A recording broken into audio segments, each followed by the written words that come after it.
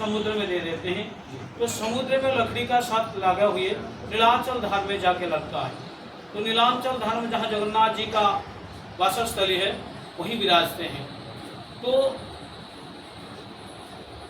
तो भगवान जब वहाँ के राजा होते हैं इंद्रद्युम्न और रानी होते गुंडीचा, तो राजा इंद्रद्युम्न बहुत बड़ा विष्णु का भक्त होते हैं। वो विष्णु का भक्त होते हैं, उनको स्वप्नागत होता है, राजा मैं आके समुद्र में लग चुका हूँ और मुझे लेके जो लकड़ी का सहारा में आया हूँ, मुझे लेके मेरा दारू का मूर्ति बनाओ। तो इंद्रद्युम्न क्या करते हैं, सारा राज्य में डुंगरा देते हैं, जो कोई कारीगर हो अच्छा वाला तो जगन्नाथ जी का मूर्ति बनाए। तो बहुत सारा कारीगर आते हैं, वो मूर्ति बनाए क्या, वो लिहानी लगाने के लिए लकड़ी पर डर जाते हैं। तो भगवान खुद विश्वकर्मा आते हैं। आने के बाद राजा को बोलते हैं, राजा मैं आपकी मूर्ति बना दूंगा, तो फिर क्या आपको इंतजाम चाहिए। जब वो बताते हैं, राजा इंद्रद्युम्न को बताते हैं कारीगर, जो 18 दिन के लिए मुझे खाना सारा देना, मेरे को एक घर का कमरे के अंदर बंद करो, वहाँ मैं मूर्ति बनाने लगूंगा। तो बनाने लगता है, 10 दिन जब होता है तो आवाज़ आना बंद हो जाता है। तो जब आवाज़ होने बंद हो जाता है, राजा रानी डेली आते हैं, वो आके भगवान का काम कार्य चल रहा है तो सुन के फिर चले जाते हैं। तो 10वां दिन का आवाज़ आना बंद हो जाता है। तो गुंडीचा रानी बोलते हैं, राजा ये बूढ़ा शायद गुजर गया हो। तो इसी वजह से भगवान क्या करते हैं, रानी के बात पे राजा अपनी दरवाज़ा खोल देते हैं। खोलने के बाद ये दिखाया जाता है, तीनों मूर्ति जो जगन्नाथ जी है, बलभद्र, सुभद्रा, ये अधूरा रह जाते हैं। जब अधूरा रह जाता है, जो आप कह रहे हैं मौसी का घर के लिए क्यों जाते हैं भगवान, तो भगवान क्या करते हैं, जो राजा इंद्रद्युम्न बहुत विचलित हो जाते हैं। वो कहते हैं, राजा हे भगवान, आप तो ऐसे अधूरा मूर्ति हो, कहीं आप ऐसे दिखाई दे रहे हो, कोई कहेगा हाथ नहीं है, पैर नहीं है, कान नहीं है, तो कैसा भगवान है। तो राजा जब रोने लगते हैं तो भगवान सपने में आके बोलते हैं, इंद्रद्युम्न मैं यही रूप है, मैं कलियुग का रूप हूँ, तुम मेरा यही रूप है। तो फिर क्या बोलते हैं, क्या वर मांगने, इतना बड़ा तूने मंदिर बनाया, इतना बड़ा मुझे को आस्थान स्थाप दिया, तो मुझे वर मांगो।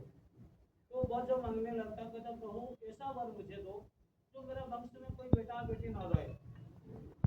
तो कहते हैं, सब तो आते हैं धन के लिए आते हैं, कोई आता है तो धन लेता है, विभर लेता है, कोई कुछ मांगता है, इतना बड़ा मांग गया तो मेरा वंश में कोई बेटा बेटी न हो। तो अब क्या करें। तो जब इंद्रद्युम्न और राजा गुंडीचा का देहांत हो जाता है, तो भगवान मौसी के लिए श्राद्ध पिंड देने के लिए आते हैं। जैसे हम गुजर जाते हैं तो हम आशा रखते हैं हमारे बेटा, हमारे जो पिता पति हो, हमको पिंड दे, तो हमारे जो आत्मा पवित्र तृप्ति हो। इसी वजह से के लिए तो भगवान जगन्नाथ, बलभद्र, सुभद्रा और बहन सुभद्रा और बलभद्र को लेके फिर वो मौसी का घर जाते हैं। वहाँ 9 दिन तक रुकते हैं।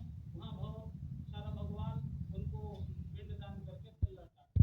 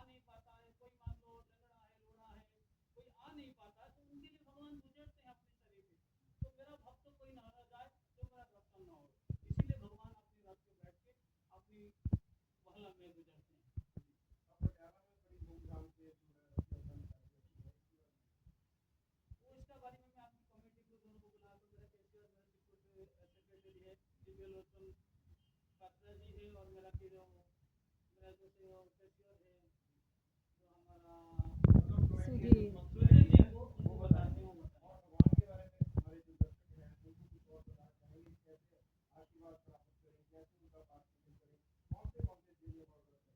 देखिए जी, जगन्नाथ जी का ऐसे भक्त है, वो नवग्रहों को अपने शरीर में लेके रखते हैं, ना कोई एकादशी ना कोई व्रत ना कुछ, सिर्फ आइए आप दर्शन करिए।